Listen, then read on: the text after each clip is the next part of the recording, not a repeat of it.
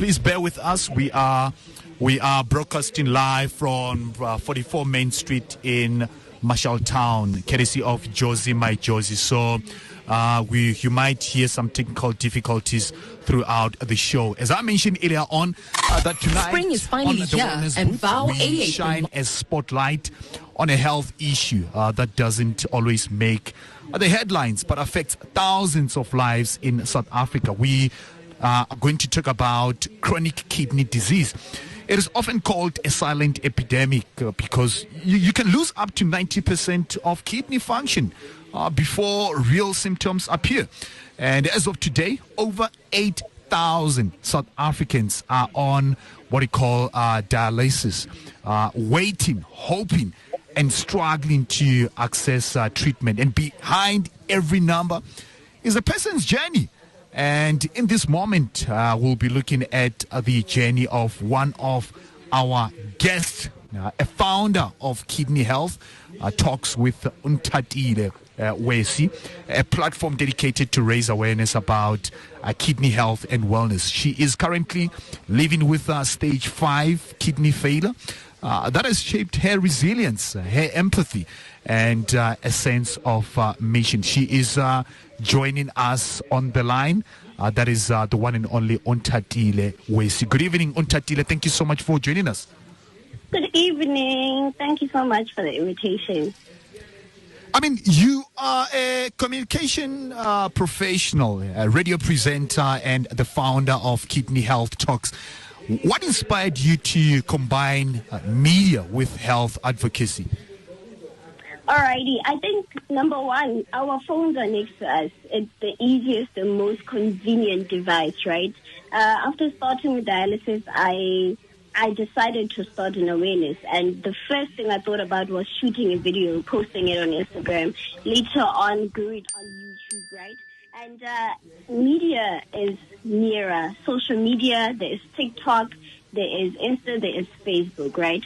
However, also as I expanded as a radio presenter, right, I really, when I started to audition, I never really thought about promoting kidney health.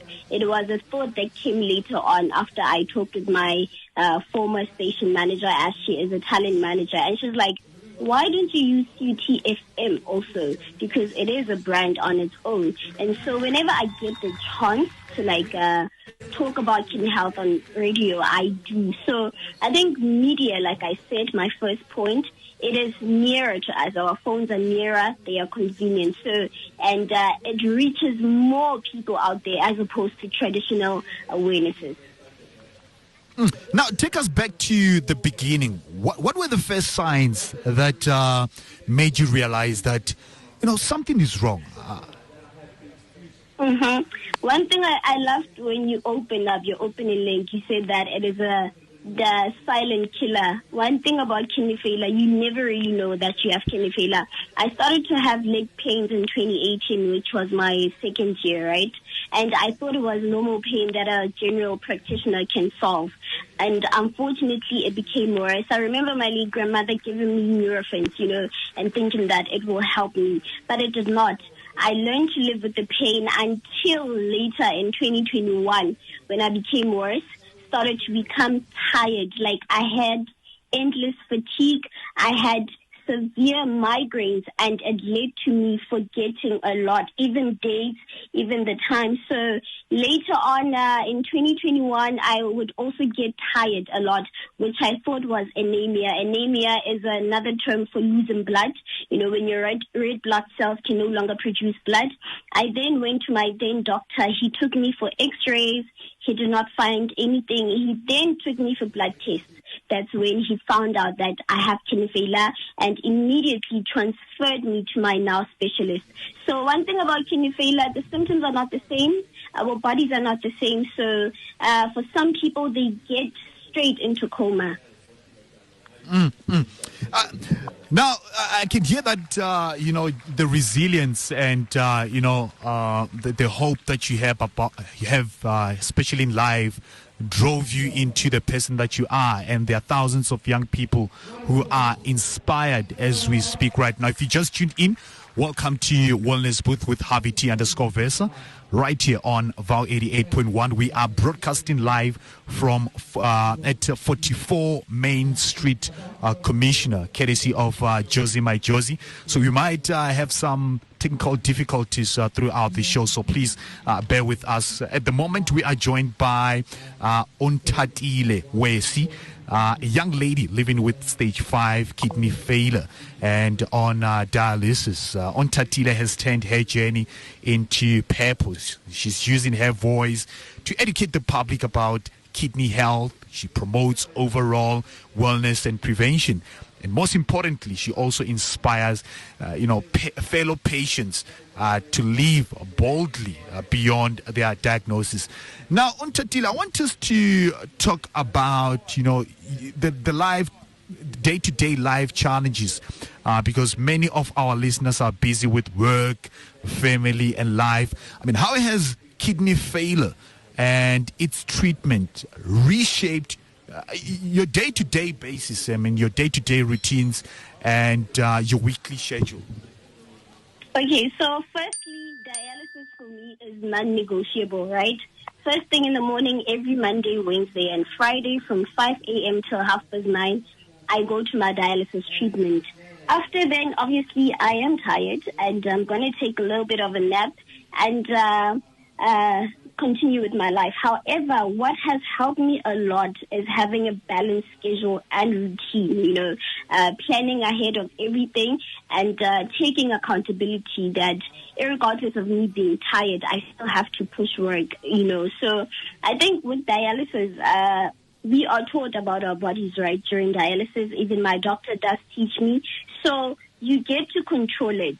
And by you controlling it, you get to also be productive, either before dialysis, even after dialysis. So I think for me, routine helps me a lot, self-care as well, and planning ahead. And like I said, taking accountability, because sometimes it does lie to you and say, no, you're tired, and somehow you feel sorry for yourself. But at the end of the day, I have a goal in my mind, so I can't keep allowing it.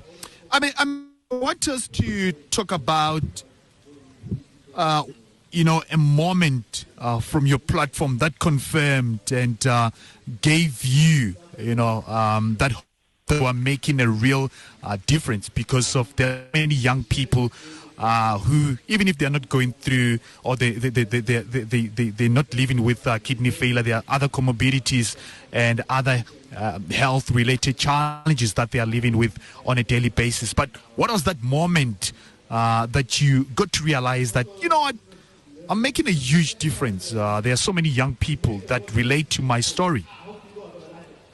All right. The famous social platform TikTok, you might take it as a playful platform. However, when I started to post, right, I got a DM from this other lady, and she lived with stage 5 kidney failure, but has never told her family members. She was scared, her emotional intelligence obviously was not the same as mine. So she texted me and she's like, you know what, thank you so much, because you took me out of my corner, and now I am able to tell my family. I am able to confidently attend my dialysis sessions well, so for me, that alone, by making a difference in somebody's emotions, for them having confidence after seeing my videos, that's when I sat back. I was like, girl, you are called for this, and it did not only stop on her. Other people kept on asking me medical-related questions. Sometimes I have to remind people that, hey, I'm not a medical professional. So I think that alone reminded me that this is purpose, no matter how much I try to run away from it, but eventually caught up with me through TikTok, people DMing me, people asking me questions. So definitely TikTok for me is a memorable platform of I was called for this. Well, Onthatile, you are indeed changing lives. There are so many young people living with variety of, health complications, and your voice and your platform is giving these young people hope that it is possible to achieve your dreams. It is possible to start a business, to start a platform, and change so many lives. If you just tuned in, welcome to Wellness Booth with Haviti_Vesa. You and I together all the way till 7 p.m. Tonight is a little bit different because we are broadcasting live from 44 Main Street, Marshalltown, courtesy of Josie, my Josie. So please bear with us if you happen to, hear some technical glitches happening on and behind the scene. We do apologize for that. For now, we are in conversation with Onthatile Wesi. We are talking about kidney the health, more importantly, the importance of just making sure that we go for checkups and take care of our kidney. Onthatile Wesi is currently living with stage 5 kidney failure and on dialysis, but she didn't let that discourage her. She turned her journey into purpose, using her voice to educate the public about kidney health. Now, Onthatile, do you think so many young people are informed about, chronic kidney diseases, a variety of chronic kidney diseases, or does it always come as a surprise, especially when they hear that a young person like you is living with this condition? To be quite honest with you, I would say only a good percent of 40%, or rather even 30, know about it. Some of them, they know about it, but they don't really care because they're still healthy, right? So it only hits home when they start to face the symptoms and I need to take care of my kidney. So the information is not really that much like HIV and cancer. And that is why I'm trying as much as I can to create an awareness out there, So only a certain percentage of people, it's not just young people, population, they know about kidney failure, So it's a certain percentage. And unfortunately, the minute it hits home, that's when people start to take it to head, And you start to realize that a lot of people have kidney failure the minute you start attending dialysis. There is quite a lot of people attending dialysis. So information is there, but because people are still healthy, they don't really take it to head, Robin. I mean, indeed, sometimes as young people we think, certain things are far-fetched. We think, I'm still young. I can do whatever it is that I want to do. I don't have to go for regular checkups. And it does catch up later on. And speaking of catching up later on, how do you advise young people to make sure that they protect themselves, especially from kidney related diseases? What are those steps that you would advise them to follow? Because of there are so many young people who don't drink water regularly. You find young people only drinking alcohol most of the time. They drink certain liquid products that are not good for our health. Others don't see the need to exercise. Others don't see the need to clean their body in many ways. But what's your advice to them? There is this new trend of energy drinks that I don't like in young people. Some of them, they drink it every day, and I've seen it with some of my radio colleagues, every single day, Banwa energy drinks. And I don't understand, why do you need energy from something that is man-made? You can have energy by just sleeping, So that is number one red flag. Number two is that please do continuous checkups when it comes to your blood pressure, your sugar, diabetes, and the famous HIV ARVs. A lot of people love to say HIV is much better than sugar diabetes. Unfortunately, it's not, because along the way, it does mess up with your immune system, and you can have kidney failure along the way because of the dosages of the pills. So it's very important not only to limit your caffeine, but also to go and do regular 6 months checkups, and also have protected sexual intercourse for you to avoid ARVs, because along the way they can mess up with your organs. So that is my advice. I want us to talk about how you stay connected to your friends, family, and making sure that you protect your social life, because living with a chronic condition can be isolating. How do you make sure that you stay connected to your friends, family, and your social life? And how have they reacted? Does it always come as a surprise? Okay, firstly, I would love to say something that took me out of my comfort zone is church, because at church there's quite a lot of people, you meet with people. So it has helped me a lot to come out of my cocoon after being diagnosed with kidney failure and starting with dialysis. And I remember when I started with dialysis, I was still in EA, the Presidential Youth Employment Stimulus, right? And there was quite a lot of people, quite a lot of young people that I worked with also. So during that phase, I learned that a social life is still important. However, you can withdraw yourself even during meeting with people, and it takes you back into depression. So I learned to preserve it by always being around people, being around positive people, and not just people that have kidney failure. It's important that you be with people with different situations, So being with friends, family, acquaintances, colleagues helps me quite a lot, because I get to forget, I even forget sometimes that I have kidney failure because I'm around so many positive people, fun people. So it's so important that you keep your social life. It's so important that you go out there, you explore life, because to be quite honest with you, for me, kidney failure was a blessing in disguise somehow. I know it might sound weird, but I was not living my life to the fullest before I started with dialysis. Immediately when I started with dialysis, I was like, girl, you haven't been living life. You have not been living. That's when my journey of radio started. I obviously started to meet with creatives, people that are out there, people that are wild, extroverted. So I think preserving your social life is so important. You need to have a social life regardless. And kidney failure does not really stop you from a lot of things. Just attend your dialysis sessions, Just drink enough fluid. Don't overdo it so that you can always be healthy.